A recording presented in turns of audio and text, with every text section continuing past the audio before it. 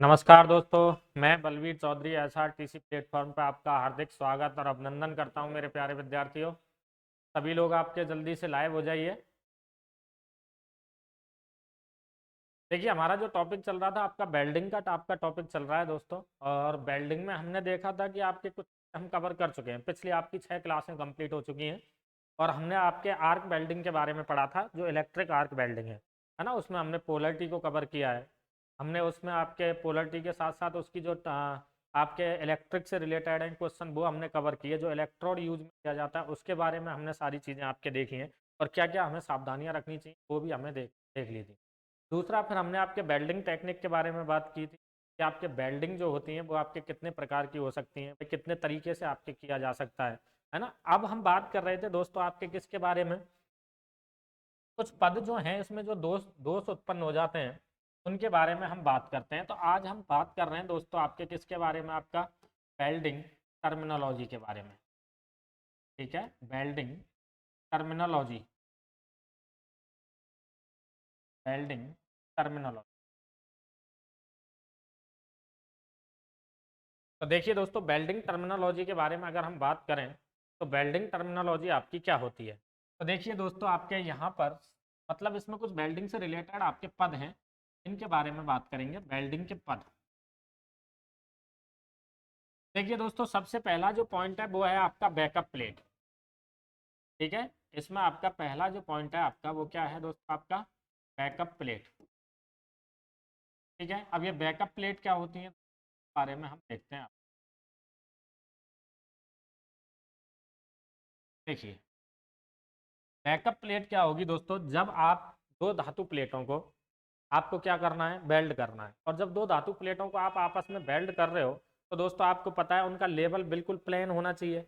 अगर आप इस तरीके से जमीन पर रख के ही करोगे और वो जमीन आपके अगर समतल नहीं है तो वो प्लेटें ऊपर नीचे हो जाएंगी आपकी। भाई, अगर हम दो प्लेटें हैं, अगर उनको बिल्कुल आपके समान जोड़ना है तो उनके नीचे का लेवल भी तो आपका समान रहना चाहिए। तो अगर ऐसा हो सकता है कि उनकी जमीन जो क्या कहते हैं कि आपका नीचे का लेवल अगर असमतल है, जहां आप वेल्डिंग कर रहे हो, जरूरी नहीं है कि वो आपका समतल हो।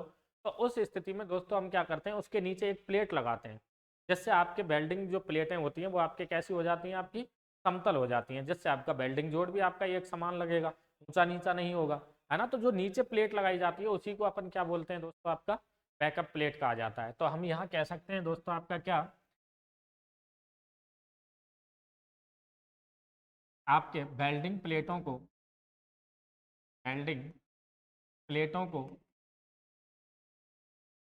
समतल समतल रखने के लिए हम क्या करते हैं दोस्तों, आपका रखने के लिए वेल्डिंग प्लेटों को समतल रखने के लिए उनके नीचे एक प्लेट लगाई जाती है। ठीक है, उनके नीचे एक प्लेट लगाई जाती है, जिसे हम क्या बोल देते हैं दोस्तों, आपका प्लेट लगाई जाती है, बोल देते हैं बैकअप प्लेट। इसी प्लेट को हम बैकअप प्लेट को बैकअप प्लेट कहा जाता है।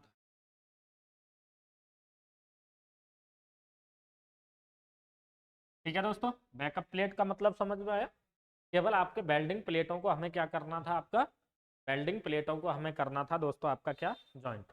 तो उनको समतल बनाना अनिवार्य था। तो समतल बनाने के लिए जरूरी थोड़ी है वो जमीन आपके समतल हो, तो उसके लिए अपन ने नीचे उसके नीचे आपके एक प्लेट लगा दी, जो प्लेट उनको समतल बनाने का काम करती है। और जो समतल लगाने के लिए जो प्लेट लगाई है उसी को हम बैकअप प्लेट के नाम से जानते हैं। ठीक है, दूसरा पॉइंट देखते हैं दोस्तों। देखिए, एक होता है आपका टैक ऑफ बेल्ट। ठीक है, एक होता है आपका क्या दोस्तों, आपका टैक ऑफ बेल्ट। तो देखिए, ये क्या होता है मेरे प्यारे दोस्तों, टैक ऑफ बेल्ट की अगर मैं बात करूं आपसे, टैक ऑफ बेल्ट क्या होता है, टैक ऑफ बेल्ट। तो देखिए दोस्तों, टैक ऑफ बेल्ट की अगर हम बात करें तो टैक ऑफ बेल्ट क्या होता है आपका, जैसे ही हम बेल्डिंग करते हैं, तो जैसे मान के चलो ये दोनों आपके धातु प्लेटें हैं हमारे पास में, एक प्लेट ये हो गई आपकी और दूसरी प्लेट हमारे पास में ये हो गई।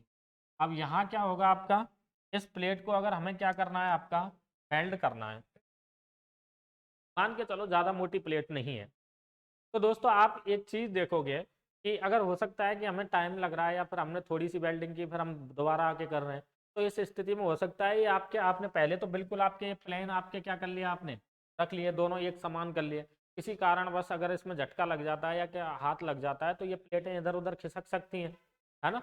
तो वेल्डर क्या करता है, पहले दोस्तों वो क्या करेगा आपका, पहले क्या करेगा वो, पहले आपके ये जो किनारे हैं ना, इन किनारों पर एक टांका लगा दिया, एक किनार एक आपका इधर लगा दिया। अब क्या होगा, ये बेल्डिंग प्लेटें आपके क्या हो जाएंगी, स्थिर हो जाएंगी। अब आराम से वो कितना भी मटेरियल भर ले, कोई दिक्कत वाली बात नहीं है। तो इसीलिए दोस्तों आपके क्या करते हैं, वेल्डिंग करने से पूर्व आपके वेल्डिंग प्लेटों के किनारे पर एक या दो टांके लगा दिए जाते हैं, जिससे आपके वेल्डिंग प्लेटें जो होती हैं वो आपके क्या हो जाती हैं, स्थिर हो जाती हैं, है ना। तो हम यहाँ कह सकते हैं दोस्तों आपका क्या होगा, वेल्डिंग प्लेटों को, वेल्डिंग प्लेटों को स्थिर बनाने, प्लेटों को स्थिर बनाने के लिए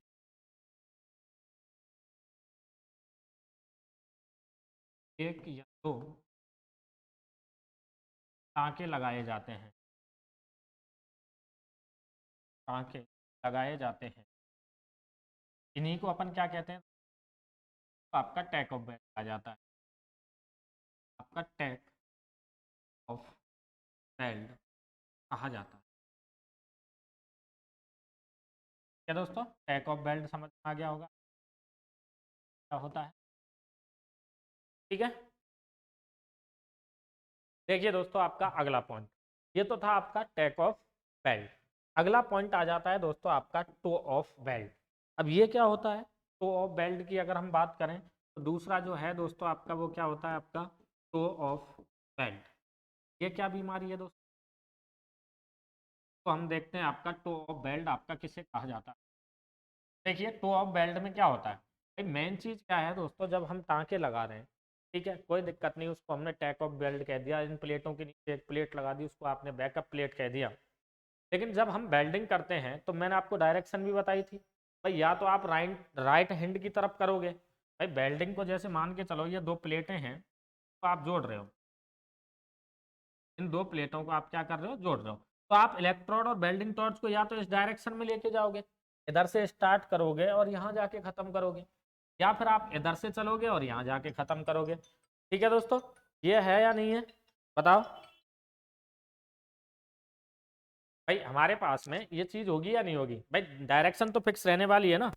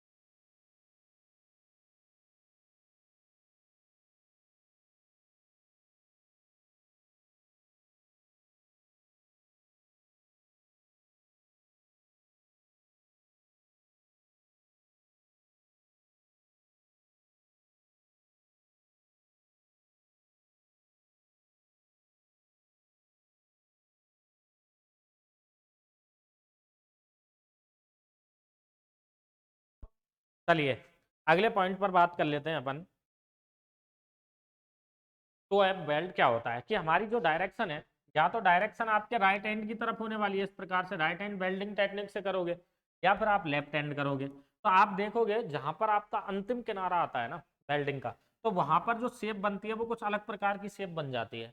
तो हम उस किनारे को मतलब इधर से किया होगा तो इधर बनेगी, या इधर से किया होगा तो इधर बनेगी। तो मेरा कहने का मतलब यह है दोस्तों, वेल्डिंग का जो अंतिम किनारा होता है ना, वेल्डिंग का आपके जो जहां पर जाके अंत होता है, खत्म होती है, उस किनारे पर आपको अलग ही शेप मिलती है।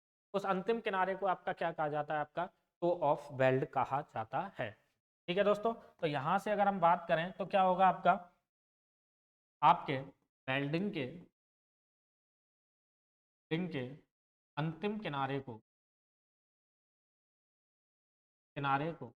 आपका क्या कहा, किनारे को आपका टो ऑफ वेल्ड कहा जाता है। तो हम बोल वेल्ड, कहा जाता है। अगला पॉइंट देखिए दोस्तों, आपका अगला पॉइंट क्या होगा। ये कुछ आपके पद हैं, आपके वेल्डिंग करते हैं तो अपन को ध्यान रखना, ठीक है। एक होता है दोस्तों आपका क्या, पेंट्रेशन। क्या होगा दोस्तों आपका, पेंट्रेशन। अगले पॉइंट पर बात करते हैं मेरे प्यारे दोस्तों। एक तो हो गया आपका पेंट्रेशन। देखिए पेंट्रेशन का मतलब होता है एक प्रकार से भेदन, ठीक है। पेंट्रेशन को क्या कहा जाता है आपका, भेदन। ये क्या बीमारी है, पेंट्रेशन की अगर मैं आपसे बात करूं तो जैसे कि मान के चलो ये अपने क्या थी, क्या आपके कोई धातु प्लेट है जिसको आपको वेल्ड करना है। तो अब इसमें आपका होता है दोस्तों, ये आर्क हो गई, यहाँ से इलेक्ट्रोड हो गया और इस इलेक्ट्रोड से आपका क्या है, ये आर्क निकल रही है। तो ये आर्क आपके कहाँ तक जा रही है, मतलब इस क्रिएटर में कितने अंदर तक आपके भेद रही है। यही आपके क्या कहलाता है आपका दोस्तों, भेदन कहलाता है। भेदन क्षमता कहलाती है इलेक्ट्रोड की, कि आपका आर्क जो है वो आपका कितनी गहराई तक आपके वेल्डिंग जॉइंट के अंदर जा रहा है। यही क्या कहलाता है दोस्तों, आपका पेंट्रेशन कहलाता है। तो अर्थात हम कह सकते हैं आर्क की भेदने की क्षमता, आर्क की आपके भेदने की या भेदन क्षमता, ठीक है, क्या कहलाती है दोस्तों, आपका क्षमता आपके आती है, पेंट्रेशन कहलाती है। तो कुछ पद ये चार समझ में आए दोस्तों आपका। सबसे पहले आपके बैकअप प्लेट था, बैक ऑफ बेल्ट, फिर टो ऑफ बेल्ट, और फिर हो गया आपका पेंट्रेशन। अगले पॉइंट पर बात करते हैं दोस्तों। अगला पॉइंट आपका क्या होगा, अगला पॉइंट होगा दोस्तों आपका क्या, बेल्ट बी या बेल्ट स्पार्टर बोल देते हैं आपका, बेल्ट स्पार्टर।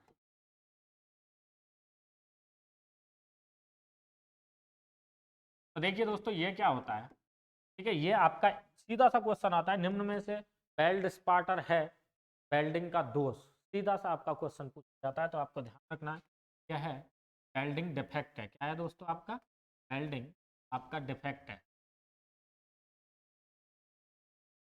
हाँ तो हम कह सकते हैं किस प्रकार का दोष है दोस्तों आपका, वेल्डिंग। देखिए दोस्तों किस प्रकार का दोष है, हम यहाँ बात कर लेते हैं आपका।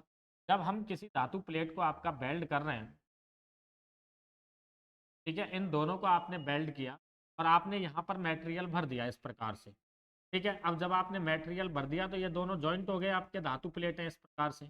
अब क्या होता है दोस्तों, आप देखोगे जब आपका क्या होगा, इलेक्ट्रोड आपका आवश्यकता से अधिक पिघलेगा, ठीक है। भाई इलेक्ट्रोड आपका क्या होता है, आवश्यकता से अधिक आपका पिघलता है।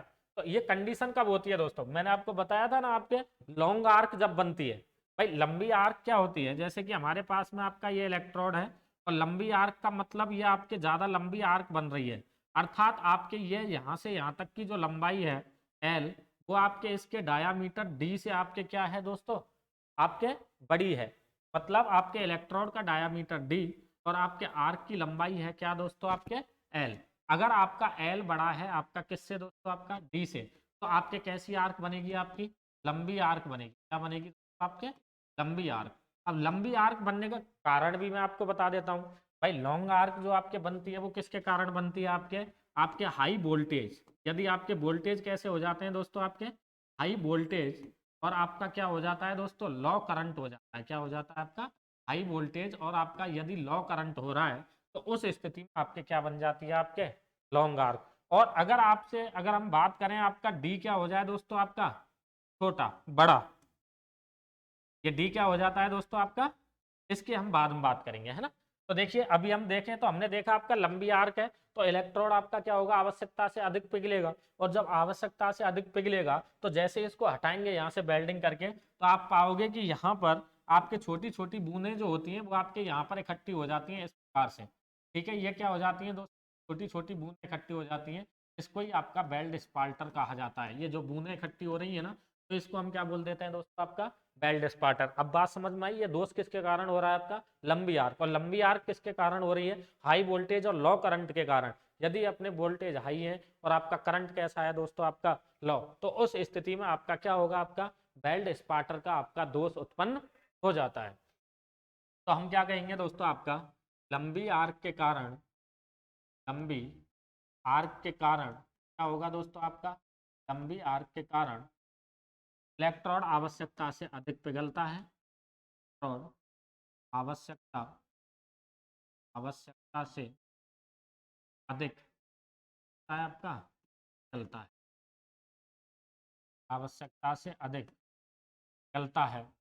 ठीक है, अब आवश्यकता से अधिक पिघलता है तो क्या होगा दोस्तों आपका, तो तो वेल्डिंग सतह के ऊपर, वेल्डिंग सतह के ऊपर आपका क्या हो, सतह के ऊपर छोटी छोटी बूंदें, छोटी बूंदें आपके क्या हो जाती हैं, आपकी खट्टी हो जाती हैं, किसकी, पिघले हुए मटेरियल की, ठीक है, खट्टी हो जाती हैं।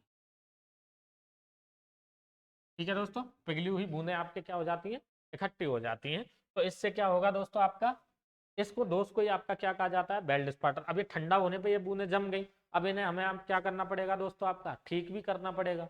तो इसको हटाने के लिए अपन किसका प्रयोग करते हैं, नहीं, तो इसे हटाने के लिए अपन चिपिंग हैमर का प्रयोग करते हैं, उससे इनको क्या कर दिया जाता है, आपका बेल्ट बीड्स को या स्पार्टर को आपका साफ कर दिया जाता है। तो ध्यान रखना, इसे इसे ठीक करने के लिए, इसे ठीक करने के लिए, करने के लिए आपका क्या किया जाएगा दोस्तों, आपका टिपिंग हैमर का प्रयोग किया जाता है। किसका किया जाता है मेरे प्यारे दोस्त, टिपिंग हैमर का प्रयोग किया जाता है, किया जाता है। अगला पॉइंट देखिए दोस्तों, ये तो आपका हुआ किसके कारण, आपका लंबी आर्क के कारण आपका कौन सा दोष उत्पन्न हो गया, आपका बेल्ट स्पार्टर या फिर अपने बेल्ट बीट्स आपके क्या हो जाती हैं दोस्तों, आपके उत्पन्न हो जाती हैं। ठीक है, अगली बात करते हैं दोस्तों अपन, अगला पॉइंट क्या बनेगा आपका, देखिए अगला होता है आपका दोष जो है वो बेल्ट रिप्पल का हो जाता है। किसका हो जाता है दोस्तों, आपका बेल्ट रिप्पल। तो ये क्या होती है, दूसरा पॉइंट अपन देखते हैं दोस्तों, आपका क्या होगा, बेल्ट रिप्पल। ये भी दोष ही है बेल्डिंग में आपका, बेल्ट रिप्पल। देखिए बेल्ट रिप्पल क्या होता है मेरे प्यारे दोस्तों, जब आप बेल्डिंग करते हो, जैसे मान के चलो ये आपके बेल्ट की जाने वाली आपकी क्या है, धातु प्लेटें हैं, ये आपके बेल्ट की जाने वाली हमारी धातु प्लेटें हैं। अब इसमें होता क्या है दोस्तों, जैसे ही आप इसको जोड़ते हो ना, जैसे कि इन दोनों धातु प्लेटों को आपस में हमें क्या करना है दोस्तों, आपका वेल्ड करना है। ठीक है, इसको और एक प्लेट हमारे पास में, इन दोनों को आपको आपस में क्या करना है, आपका वेल्ड करना है। जैसे ही आप इसमें पिघला हुआ मटेरियल डालोगे तो क्या होता है दोस्तों, इस पर आपके वेल्डिंग सतह पर इस प्रकार से लहरें पड़ जाती हैं, इस प्रकार की ऊंची नीची सतह आ जाती हैं। मतलब वेल्डिंग सतह पर आपके पानी की तरह जो लहरें पड़ जाती हैं इस प्रकार से, इसको अपन क्या बोल देते हैं दोस्तों, आपका वेल्ड रिप्पल कहा जाता है। इसको क्या कहा जाता है दोस्तों, आपका वेल्ड रिप्पल कहा जाता है। ठीक है, इस पे आपके ऊंची नीची, लेकिन ये होता क्यों है, यहाँ तो लंबी आर्क के कारण ज्यादा पिघला, जैसे ही हमने हटाया तो इस पे छोटी छोटी आपके बूंदें इकट्ठी हो गई, इसको आपका बेल्ट बीड कह दिया। लेकिन इसमें क्या होता है दोस्तों, इसमें आपका शॉर्ट आर्क किसके कारण होता है दोस्तों, आपका शॉर्ट आर्क। मतलब इसमें आर्क कैसी हो जाती है, आपके छोटी हो जाती है। और छोटी आर्क कब होती है, जब डी आपका क्या होता है, बड़ा, और आपके एल जो होता है वो आपका क्या हो जाता है, छोटा। मतलब आर्क की लंबाई आपके इलेक्ट्रोड छड़ के व्यास से क्या हो जाती है, कम, तो आपके क्या हो जाती है दोस्तों, छोटी आर्क। अब छोटी हो गई तो इलेक्ट्रोड सही ढंग से पिघलेगा नहीं, सही ढंग से पिघल जाता तो सही समान रूप से फैल जाता ना भाई, पतली चीज होती है वो तो सही ढंग से फैल जाती है। और अगर गाढ़ा होगा तो वो आपका सही ढंग से क्या नहीं होगा भाई, अगर गाढ़ा होगा तो वो क्या नहीं होगा दोस्तों, आपका सही ढंग से क्या नहीं होता, आपका फैलता नहीं है। तो इसी प्रकार से जब छोटी आर्क होगी तो इलेक्ट्रोड पूर्ण रूप से उचित रूप से पिघलता ही नहीं है, तो वो आपका गाढ़ा हो जाता है। तो गाढ़ा हो जाता है तो कहीं पे ज्यादा, कहीं पे कम, कहीं पे ज्यादा, कहीं पे कम, इस प्रकार से उसमें आपके जोड़ के अंदर वो भरता है। तो उससे पानी की तरह आपके ये क्या पड़ जाती है, आपकी लहर पड़ जाती है। यहाँ भी देखना, यहाँ दोस्तों क्या था, आपके लंबी आर्क किसके कारण थी, हाई वोल्टेज और लो करंट के कारण। यहाँ जस्ट अपोजिट हो जाता है, आपका छोटी आर्क जो होगी ये आपके क्या होगा, ये आपका होगा दोस्तों लो वोल्टेज और हाई करंट के कारण। इसके कारण होता है आपका वोल्टेज तो आपके लो हो गए और करंट कैसा हो गया दोस्तों, हाई। इस स्थिति में आपका क्या हो जाता है, आपके शॉर्ट आर्क आपके क्या होती है दोस्तों, आपके बन जाती है। ठीक है, शॉर्ट आर्क का रीजन देखा आपने, लो वोल्टेज और हाई करंट। और अगर हम इसकी बात करें तो ये हाई वोल्टेज और किसके कारण होती है दोस्तों, लो करंट के कारण आपके हो जाती है। ठीक है, देखिए अब इसकी हम परिभाषा देख लेते हैं, ये क्या बना आपका, छोटी आर्क के कारण, छोटी आर्क के कारण, आर्क के कारण क्या होगा दोस्तों आपका, छोटी आर्क के कारण आपके वेल्डिंग जोड़ पर वेल्डिंग सॉरी छोटी आर्क के कारण इलेक्ट्रोड उचित रूप से नहीं पिघलता। इलेक्ट्रोड उचित रूप से नहीं पिघलता नहीं पिघलता है। तो क्या होगा दोस्तों, उचित रूप से नहीं पिघलता है तो आप बताइए, नहीं पिघलता है तो वो सही समान रूप से फैलता ही नहीं है। तो जोड़ के अंदर समान रूप से नहीं फैलता है, नहीं फैलता है। नहीं फैलता है तो क्या होता है, आपका पानी की तरह उस पर लहरें पड़ जाती हैं। अर्थात इसके कारण क्या होगा, अर्थात इसके कारण अर्थात इसके कारण आपका क्या होगा दोस्तों, के कारण वेल्डिंग सतह पर पानी की तरह लहरें पड़ जाती हैं। सतह पर पानी की तरह लहरें पड़ जाती हैं, लहरें पड़ जाती हैं। इसे हम क्या कहते हैं दोस्तों, आपका इसे आपका बेल्ट रिप्पल कहा जाता है। बात समझ में आई? ये लहरें क्यों पड़ी, शॉर्ट आर्क के कारण। शॉर्ट आर्क क्यों बनी आपकी, शॉर्ट आर्क आपके लो वोल्टेज और हाई करंट के कारण बनी है। इधर लंबी आर्क का अगर आपसे पूछते तो हाई वोल्टेज और लो करंट के कारण बनती है। ठीक है दोस्तों। अब भाई इस प्रकार की तो हमें सरफेस चाहिए नहीं, सरफेस को तो आपको बिल्कुल प्लेन करना पड़ेगा। अब प्लेन करने के लिए हम क्या करेंगे दोस्तों, आपका प्लेन अगर हमें इसको करना है तो हमें ठीक तो करना ही पड़ेगा, क्योंकि हमें तो समतल आपके जॉब चाहिए, सपाट सतह चाहिए। तो इसके लिए अपन दोस्तों ग्राइंडिंग का प्रयोग करते हैं, है ना। और यहाँ से एक बहुत अच्छा क्वेश्चन है कि आपके बेल्ट रिप्पल को अगर हमें हटाना है तो यहाँ पर ग्राइंडिंग करते हैं, क्योंकि यहाँ पर एक्स्ट्रा मटेरियल ज़्यादा है। तो जब हमें क्या है, किसी भी धातु की बात करें अपन, जहाँ आपके ऐसा जॉब जहाँ पर आपका ज़्यादा मटेरियल आपको हटाना है अधिकतम, और फिनिश भी हल्की फुल्की चाहिए, ज़्यादा नहीं, थोड़ी बहुत फिनिश भी आ जाए, तो उसके लिए अपन ग्राइंडिंग का प्रयोग करते हैं। और उसमें जो ग्राइंडिंग यूज में ली जाती है उस ग्राइंडिंग का नाम है स्नग ग्राइंडिंग। स्नग ग्राइंडिंग क्या होती है, चाहे आपके कास्टिंग, कास्टिंग मतलब आपके ढलाई करके आपने पार्ट बनाए हो, ठीक है भाई, क्या किया है आपने, ढलाई करके पार्ट बनाए हो, तो उनमें भी आपका एक्स्ट्रा मटेरियल उनके ऊपर देखने को मिलता है। या आपने किसी चीज़ को आपके गर्म करके पीटा है तो वहाँ भी ऊंची सतह आपको देखने को, तो उसको अपन फोर्जिंग सतह बोल सकते हैं। और वेल्डेड का तो आपको पता ही है कि वेल्डिंग में तो आपकी ये सतह हो ही रही है। तो इसे ठीक करने के लिए अपन क्या करते हैं दोस्तों, इसको आपका ठीक करने के लिए हम किसका प्रयोग करते हैं, आपका स्नग ग्राइंडिंग के द्वारा इसको क्या किया जाता है, आपका ठीक किया जाता है। तो यहाँ ध्यान रखना, आपका अगला पॉइंट आपका क्या होगा दोस्तों, इसे स्नग ग्राइंडिंग के द्वारा, स्नग ग्राइंडिंग के द्वारा क्या किया जाता है, आपका ग्राइंडिंग के द्वारा ठीक किया जाता है। ठीक है दोस्तों, स्नग ग्राइंडिंग के द्वारा हम क्या करते हैं, इसको आपका ठीक करते हैं। स्नग ग्राइंडिंग के किया जाता है, आपका ठीक किया जाता है। तो दोस्तों ये दोनों दोस्त जो हैं आपके समझ, बेल्ट स्पार्टर क्या होता है, आपके बेल्ट रिप्पल क्या होता है ना। आगे के पॉइंट पर फिर चलते हैं, कुछ पॉइंट और भी हैं, इनके बारे में भी हम बात कर लेते हैं। देखिए, एक होता है दोस्तों आपका रेनफोर्समेंट, ठीक है, एक है हमारे पास में रेनफोर्समेंट। तो देखिए रेनफोर्समेंट क्या होता है दोस्तों,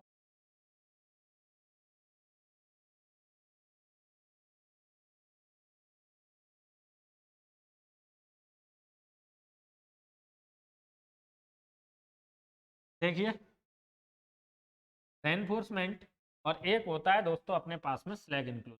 ये दोनों एक अलग, एक दूसरे के अपोजिट हैं। किस प्रकार से, स्लैग का मतलब होता है अशुद्धियां, इंक्लूजन का मतलब होता है मिश्रण। ठीक है, तो इसमें अशुद्धियों का आपका मिश्रण किया जाता है, इसको हम देते हैं आपका स्लैग इंक्लूजन। तो देखिए दोस्तों ये क्या होते हैं आपके स्लैग इंक्लूजन या फिर आपके रेनफोर्समेंट की अगर हम बात करें तो आपके ये क्या होगा। तो मेन चीज क्या है दोस्तों हमारे पास में, देखिए अब अगर हम बात करते हैं आपके किसकी, यहाँ पर अगले पॉइंट की अगर हम बात करते हैं तो आपका क्या होगा दोस्तों। देखिए सबसे पहले अगर हम बात करें तो रेनफोर्समेंट क्या होता है, देखिए यहाँ से समझते हैं अपन। आपने क्या किया, इसमें आपके गैप कम रखा, भाई जिन जिन दोनों प्लेटों को आपको क्या करना है, आपका वेल्ड करना है, तो उनको आपने क्या किया, उनमें गैप कम रखा। अब गैप कम रखा है तो मटेरियल भी उसमें कम भरा जाएगा। अगर गैप ज़्यादा है तब तो कोई दिक्कत नहीं है, ज़्यादा मटेरियल आपका भर जाएगा। अगर आपका गैप कम रखा है तो कम मटेरियल गया है, अब आपको लग रहा है कि ये जॉइंट आपका क्या हो सकता है, हट सकता है। भाई हम तो यहीं तक तो आपका मटेरियल भरेंगे ना, भाई इस लेवल तक ही तो आपका मटेरियल भरा जाता है। भाई इस लेवल तक हम मटेरियल भर रहे हैं, केवल इसी लेवल तक, जहाँ तक इसकी ऊंचाई है जॉब की प्लेटों की, है ना। लेकिन अब आपको ऐसा लग रहा है कि आपके ये जो हैं वो आपके क्या है दोस्तों, कि ये जॉइंट आपका कमजोर महसूस हो रहा है। तो आपको क्या करना है, इसको मजबूत बनाने की आप सोचोगे। अब मजबूत बनाओगे तो इस अब क्या करना पड़ेगा, एक्स्ट्रा मटेरियल इसके ऊपर चढ़ाना पड़ेगा या नहीं चढ़ाना पड़ेगा, मतलब इसके ऊपर और अतिरिक्त हमें धातु इस प्रकार से चढ़ानी पड़ेगी। ये अतिरिक्त धातु जो हम चढ़ा रहे हैं दोस्तों, इसी को आपका क्या कहा जाता है, आपका रेनफोर्समेंट कहा जाता है। अर्थात वेल्डिंग जोड़ को मजबूत बनाने के लिए उस पर एक्स्ट्रा फिलर मेटल भरा जाता है। इसको ही हम क्या कहते हैं, आपका रेनफोर्समेंट आपका कहा जाता है। अर्थात हम यहाँ क्या कह सकते हैं दोस्तों, आपके वेल्डिंग जोड़ को, वेल्डिंग जोड़ को, वेल्डिंग जोड़ को मजबूत बनाने के लिए, वेल्डिंग जोड़ मजबूत बनाने के लिए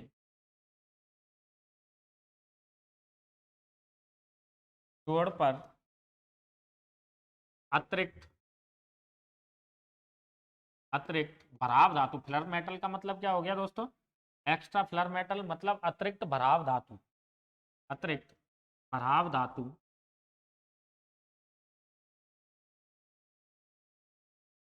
चढ़ाई जाती है, चढ़ाई जाती है। इसे हम क्या कह देते हैं दोस्तों, आपका इसे आपका रेनफोर्समेंट कहा जाता है। क्या कहा जाता है, आपका रेनफोर्समेंट आपका कहा जाता है। ठीक है दोस्तों, ये पॉइंट समझ में आया आपका।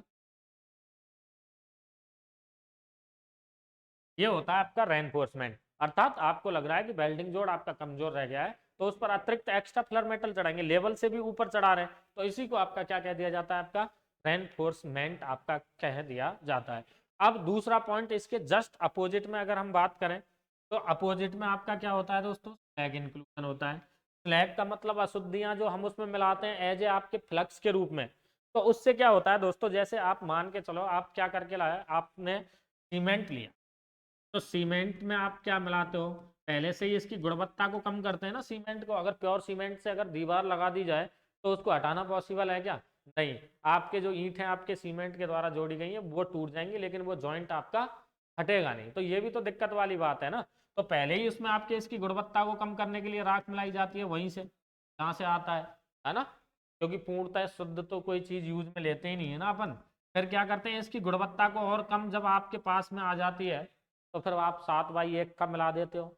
मतलब एक तसले के साथ आप क्या करते हो, 7 आपके बजरी के तसले आपके मिला दिए जाते हैं। कितनी आपके मिलावट करते हैं, है ना। उससे क्या होता है कि वो मिलावट जो अशुद्धि तो है, मिलावट ही तो कर रहे हैं अपन। ऐसे वेल्डिंग जोड़ में अपन क्या करते हैं, आपके अशुद्धियां मिलाई जाती हैं।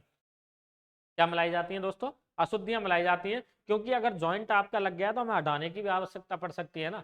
थोड़ा बहुत अगर हमें लग रहा है कि इसमें दिक्कत आ रही है जॉइंट में, तो उसको हटाया भी जा सकता है ना। तो इस जॉइंट को आपका जब हटाया जा सके, इसीलिए उसमें आपकी अशुद्धियां मिलाई जाती हैं। तो क्वेश्चन यहाँ तो मजबूत बनाने का प्रोसेस हुआ, और यहाँ पर आपका किसका हुआ दोस्तों, आपका यहाँ पर आपका इसको कमजोर करने का हुआ। अर्थात हम कह सकते हैं आपके वेल्डिंग जोड़ को, अगला पॉइंट देखिए आपका क्या होगा दोस्तों, वेल्डिंग जोड़ को भंगुर बनाने के लिए, वेल्डिंग जोड़ को भंगुर बनाने के लिए, भंगुर बनाने के लिए हम क्या करेंगे दोस्तों, आपका बनाने के लिए, वेल्डिंग जोड़ को भंगुर बनाने के लिए उसमें अशुद्धियां मिलाई जाती हैं, अशुद्धियां मिलाई जाती हैं, मिलाई जाती, ठीक है। इसे अपन क्या बोल देते हैं दोस्तों, आपका इसे एड इंक्लूजन कहा जाता है, एड कहा जाता है। तो दोनों पॉइंट समझ में आए दोस्तों। एक तो आपके वेल्डिंग जोड़ को आपका मजबूत बनाने का काम कर रहा है, और दूसरा आपके वेल्डिंग जोड़ को आपका कमजोर कर रहा है। क्योंकि हमें ऐसी स्थिति आपके क्या है चाहिए होती है दोस्तों, कि वेल्डिंग जोड़ को आपका क्या बनाया जा सके, भंगुर बनाया जा सके। ठीक है, तो यहाँ तक हुआ दोस्तों आपका। भाई हमने काफ़ी सारे पॉइंट देखे। सबसे पहले हमने आपका क्या देखा दोस्तों, बेल्ट स्पार्टर भी देखा, आपके बेल्ट रिप्पल भी देख लिया। फिर इससे पहले हमने आपके बैकअप प्लेट देखी, टैक ऑफ बेल्ट देखा, टो ऑफ बेल्ट देखा, पेंट्रेशन देखा। ये सारी चीज़ें हम देख चुके हैं। अब एक पॉइंट और है दोस्तों आपका, और वो है आपका पोर्सिटी। कौन सा होता है आपका, पोर्सिटी का। अगला जो पॉइंट है दोस्तों वो कौन सा होता है आपका, पोर्सिटी, अर्थात इसको हम बोलते हैं आपका संरंध्रता। क्या कह दिया जाता है दोस्तों, आपका संरंध्रता।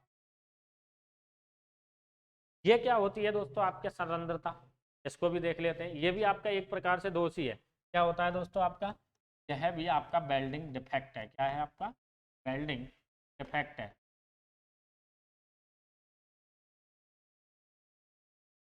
देखिए बेल्डिंग डिफेक्ट है, लेकिन होता क्यों है, वह स्पार्टर हो रहा था या फिर आपका क्या हो रहा था, बेल्ट रिप्पल हो रहा था। उनका रीजन भी तो था ना, कोई लंबी आर्क के कारण, कोई छोटी आर्क के कारण। ये अधिकतर जो होता है वो आपका मोस्टली किसके कारण होता है, आपका मॉइस्चर के कारण, मतलब नमी के कारण। और वो किस में होगी आपकी नमी, इलेक्ट्रोड में। यदि आपने जो इलेक्ट्रोड है वो आपका नमी युक्त यूज लिया है, तो वो किसके कारण होता है दोस्तों, इसका रीजन जो है क्या है आपका,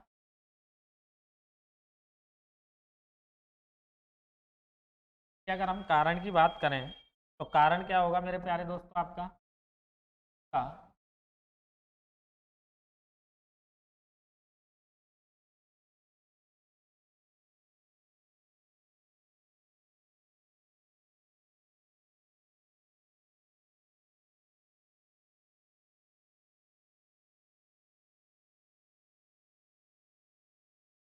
है। इसकी अगर हम बात करें दोस्तों, आपका रीजन क्या हो सकता है आपका, रीजन की अगर हम बात करें कि क्या कारण हो सकता है, तो आपने यदि नमी युक्त इलेक्ट्रोड प्रयोग में लिया है, क्या लिया है दोस्तों, नमी युक्त इलेक्ट्रोड अगर आपने क्या किया है आपका, यूज में लिया है, ठीक है, नमी युक्त इलेक्ट्रोड अगर आप प्रयोग में ले रहे हो, तो इस प्रकार के दोष होने की संभावना आपके ज़्यादा होती है। होता क्या है, पहले तो अपन समझ लेते हैं इसमें क्या होता है। मैंने पिछली क्लास में भी बताया था आपको, और फिर एक बार बता देता हूँ आपको किस प्रकार से होता है। देखिए मेरे प्यारे दोस्तों, भाई आप इसमें क्या कर रहे हो, आप इसके अंदर आप क्या है, पिघला हुआ मटेरियल इसके अंदर भर रहे हो, इस प्रकार से आपने भर दिया। ठीक है, तो ये तो आपके द्रव अवस्था में होगा या नहीं होगा बताओ। जब आप पिघला के अगर इसके अंदर आप मटेरियल भर रहे हो तो द्रव अवस्था में होगा, सीधी सी बात है। आपके द्रव में और आपके किस में, ठोस में क्या अंतर होता है दोस्तों, इसके द्रव के कण तो आपके थोड़े दूर दूर होते हैं इस प्रकार से, और आपके ठोस के कण जो होते हैं वो आपके कैसे होते हैं दोस्तों, पास पास होते हैं। अब पास पास होते हैं तो इनके मध्य में तो कोई गैप है नहीं, और जहां आपका गैप होता है वहां पर आपके क्या प्रवेश कर जाती है दोस्तों, आपके एयर क्या प्रवेश कर जाएगी, आपकी एयर प्रवेश कर जाती है, या आपके हवा प्रवेश हो। ठीक है, अब समझना, जब आपने ये पिघला हुआ मटेरियल इसके अंदर भरा, तो आप देखोगे कि यहाँ पर भी आपके क्या होती हैं दोस्तों, आपके ये एयर के रूप में आपके छोटी छोटी आपके बूंदें क्या हो जाती हैं, आपकी इकट्ठी हो जाती हैं। ये आपके क्या हो गई, आपकी एयर हो गई। ठीक है, अब हम देखते हैं कि ऊपर से तो यह हवा के संपर्क में ही रहेगा, तो ऊपर से तो पहले आपका क्या हो जाएगा, भाई ठंडा हो जाएगा। ऊपर से क्या हो जाएगा दोस्तों, आपका ठंडा हो जाएगा। तो ऊपर से ठंडा हो जाएगा तो यहाँ पर तो आपके इस प्रकार से लेयर आपके इकट्ठी हो जाएगी। जैसे आप दूध को गर्म करते हो तो सबसे पहले ऊपर क्या हो जाता है आपका, खट्टा हो जाता है या नहीं हो जाता, आपका लेयर जो होती है आपके इस प्रकार की पपड़ी जम जाती है उस पर। अब पपड़ी जम गई तो ऊपर से तो ये आपका हल्का सा जमाव में आ गया, क्योंकि ठंडा हो रहा है, और जैसे जैसे ठंडा होगा वैसे वैसे संकुचित होगा, कण पास पास आएंगे। तो अब यहाँ भी क्या होता है, ऊपर से तो पहले ही ठंडा हो गया, अब क्या होगा, नीचे वाला जो है ये क्या होगा दोस्तों आपका, अब ठंडा होना स्टार्ट होगा, क्योंकि नीचे तो हवा थोड़ी लग रही थी, तो ये धीरे धीरे आपका ठंडा होगा। तो इसमें उपस्थित जो एयर है वो तो कहीं ना कहीं जाएगी, क्योंकि कण तो पास में आने ठंडा होने के बाद। तो फिर क्या होगा, ये कण आपके ऊपर की तरफ आपका मूव करना स्टार्ट कर देते हैं। तो ये कण जब ऊपर जाएंगे तो इसमें आपके छेद करेंगे या नहीं करेंगे बताओ। यहाँ पर आपके इस प्रकार से छोटे छोटे आपके रंध्र बना देंगे या नहीं बना देंगे बताओ। ये जो आपके रंध्र बन रहे हैं, ये छिद्रों को ही आपका क्या कहा जाता है दोस्तों, आपका इन छिद्रों को ही आपका पोरसिटी कहा जाता है। ध्यान रखना, यही होती है दोस्तों आपके संरंध्रता। क्या होती है दोस्तों, आपके संरंध्रता कहलाती है। ठीक है, इसको हम पोरसिटी बोल देते हैं। तो देखिए दोस्तों, आपका पोरसिटी क्या होगा, हम बात करें जब पिघली हुई धातु आपके क्या होगी दोस्तों? जब पिघली हुई धातु आपके किससे पिघलेगी? तो आपके द्रव अवस्था में होगी। द्रव से ठोस में परिवर्तित होती है। द्रव से ठोस में परिवर्तित होती है तो उसमें उपस्थित एयर आपके क्या करेगी दोस्तों? उपस्थित एयर बाहर निकलती है, बाहर निकलती है, जिससे ऊपरी सतह पर जिससे ऊपरी सतह पर से ऊपरी सतह पर आपके क्या हो जाते हैं दोस्तों? सतह पर छोटे छोटे छिद्र बन जाते हैं। क्या हो जाते हैं? आपके छोटे छोटे आपके छिद्र बन जाते हैं। इसे ही आपका क्या कहा जाता है दोस्तों?